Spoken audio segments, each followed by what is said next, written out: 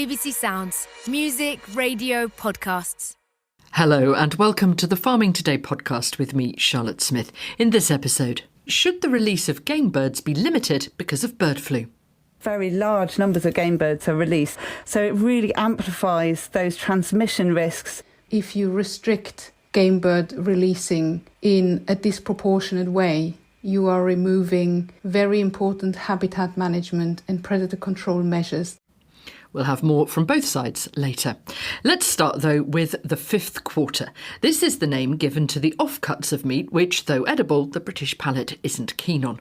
All this week, we're looking at what's called carcass balance, finding a use for offal, both to combat waste and to get the best price for the whole animal.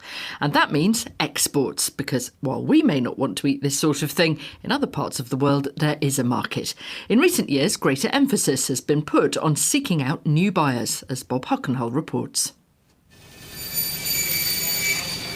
Staff are busy processing traditional meat products at the Aubrey Allen plant on the outskirts of Coventry. But increasingly the UK is casting its net far and wide to maximise the money it gets from animal carcasses. Cuts that have little or no value here are highly prized in Asia and Africa. Jonathan Eckley, the International Director at the Agriculture and Horticulture Development Board, is responsible for exploring these new markets. We need to sell everything, so whether it's, sheep heads to Ghana, pigs trotters to China, beef tongues to Japan, the type of product that's going there has very, very little demand here.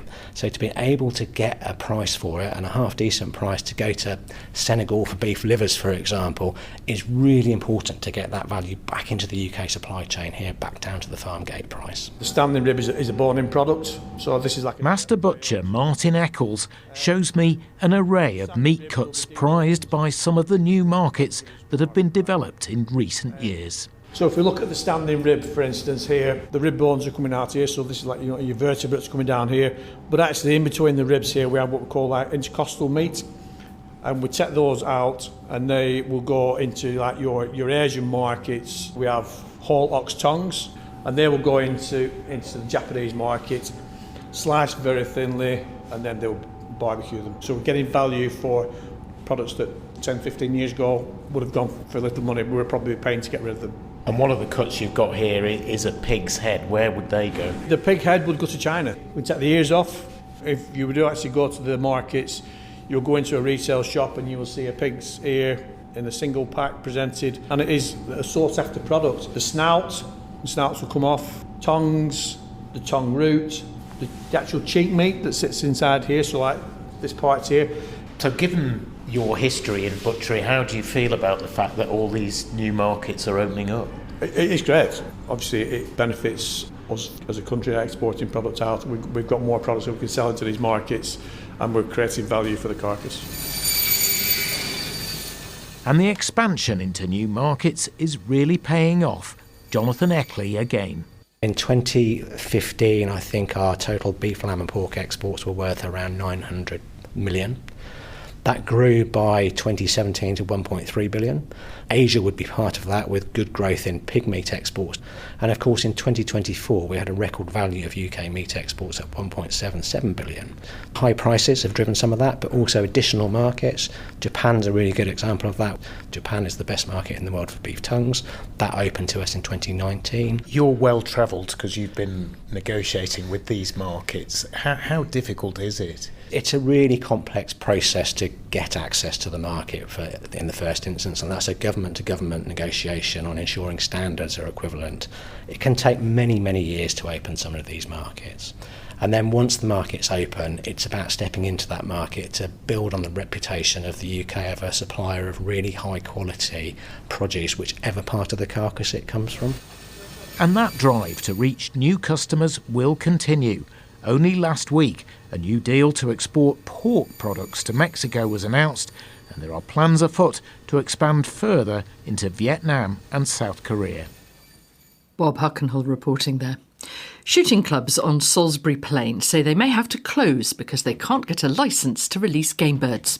For clubs to be able to release the birds on or near protected areas like the plain, they need a special licence from the government body Natural England, and that's now harder to get because of the threat of bird flu. BASC, the British Association for Shooting and Conservation, says the licensing system is legally flawed. It's issued legal proceedings against Natural England, while the RSPB has called for all game bird releases to be stopped this year because of the risks. In the meantime, clubs say no shoots means no money coming in, which means some, like the Bulford and Tidworth Garrison shoot, are at risk of folding. BBC Wiltshire's political reporter Kelly Morgan reports. Shooting clubs rear and release game birds for sport. Got birds flying into this wood strip. Mark served in the army for nearly 40 years. He says being involved with shooting changed his life. Now he feels he may lose his job. I've got 5 dogs. They are my livelihood. I'm also a gun dog trainer. I would have to get rid of my picking up team because I wouldn't be able to employ them any longer. Shooting clubs need a licence to release game birds. In the absence of general licences, DEFRA have tasked Natural England to assess applications on a case-by-case basis. Bulford and Tidworth Garrison shoot haven't been successful because it says these birds could infect protected species, like the stone curlew that live on the plain. Hugh Carter's the chairman and director of Bulford and Tidworth Garrison shoot. Avian influenza has broken out on shoots in Devon, but Hugh believes it shouldn't be a one-size-fits-all approach. There have been no cases of avian influenza here in Wiltshire, other than one in the not too distant past. What we feel is that the assessment over the whole country is at one level, but not reflecting what's going on Salisbury Plain here in Wiltshire. Natural England have said, "We have been tasked by DEFRA with considering individual licences for game bird releases. But given the very high risk of transmission of this deadly disease, government policy makes clear they can only be granted if there is evidence of exceptional circumstances and clear measures to reduce risk of transmission." Legal action by BASC against Natural England means this issue will rumble on. If there's no shoot, there's no gamekeeper, there are no pickers up, there are no beaters, there's no food going to the community, no field sports going to the military community. That's the end. Hugh Carter from the Bulford and Tidworth Garrison shoot. Katie Jo Luxton, Global Conservation Director at the Royal Society for the Protection of Birds, says the release of game birds across the country should now be licensed. We have grave concerns at how releases are happening at the moment. Very large numbers of game birds are released, so it's about 40 million pheasants and red-legged partridges in an average year and 2.6 million mallards. So it really amplifies those transmission risks and acts as a reservoir over the winter. The solution to this is to have licensing of released game birds, the statutory code of practice, mandatory reporting of what birds are released where, to make sure that the management and the interface between these risks with avian flu could be much better managed. You say that these released game birds will become a reservoir, but they won't live long enough, will they? Well, we don't have good enough data to tell you how many are shot. Very many of them survive. So we have much inflated numbers of these birds over the course of the winter as well. So I'm afraid that assessment isn't correct. We do have a situation at the moment where if you want to release birds on or near a protected area, you do have to get a licence. And BASC say that whole system isn't currently working. Do you think it's working? Well, we support the approach that's been taken this year because obviously these protected areas have been identified for important birds and many of them are vulnerable to things like avian flu, birds of prey that might be scavenging or predating on pheasants, hobby and quail that are susceptible within some of these sites on Salisbury Plain, as well as the stone curlew. There will, though, be an impact, won't there, on those wild bird populations if these shoots close and you don't have gamekeepers controlling predators and so on? Well, managed game shoots can play a really important role in conservation, but if we can have a proper licensing system where we have a really clear understanding of what birds are being released where, when and to what standards, the whole system could work much better for the game industry as well as for conservation. The club points out that the current system doesn't really take into consideration, they feel, their biosecurity measures, which in this case they say are better than those recommended by the government. So is that a fair way to judge? Should it be on a more case-by-case basis, as they would argue?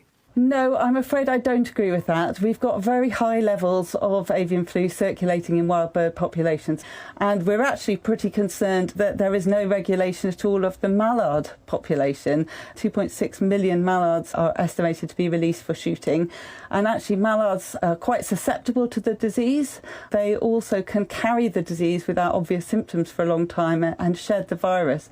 So they are seen to be particularly high risk. So we actually would like to see the regime extended to also cover mallards at the moment. But we think the best solution would be proper licensing of rear and release game birds altogether. The RSPB's Katie Jo Luxton. Marnie Lovejoy, Deputy Director of Conservation at BASC, the British Association for Shooting and Conservation, says there's no need to limit releases. We have to remember that it is in no shoot's interest to have avian influenza on their ground. So that is why biosecurity is taken very seriously on game farms and game shoots. We also continuously work with government to review and improve how we deliver biosecurity advice. If you restrict game bird releasing in a disproportionate way, you are removing very important habitat management and predator control measures that actually benefit the very bird species you're trying to protect in the first place. There is a risk, though, isn't there, when we have bird flu around, that by bringing in more birds, you can just make the situation worse?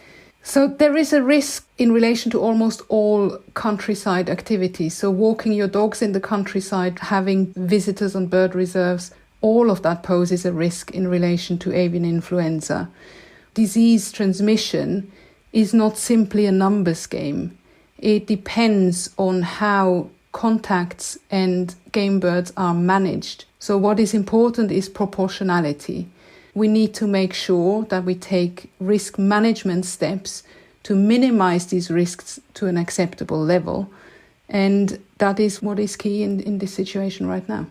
Now, this club on Salisbury Plain that we heard from earlier wanted to release birds onto a protected area, so they had to get a licence for that, which they've been refused. Why don't you agree with that decision? Natural England have taken a blanket approach where whole areas are de facto excluded from the licensing framework. So, for example, the Salisbury Plain or the North Pennines or the Bowland Fells. It removes on these areas almost instantly all the beneficial habitat and predator management that is undertaken by gamekeepers and shoots. It risks more harm to the very species it tries to protect, but it also removes all of the social and economic benefits shoots bring to these areas. But Natural England might point out, well, we look at the risk to other birds in the area, and so that's what we take into account. So we believe Natural England is looking at that very short-sightedly. They are only looking at a potential disease risk without looking at the bigger picture. Conservation and ecosystems are complex, and we believe that there is a lack of nuance in this decision-making.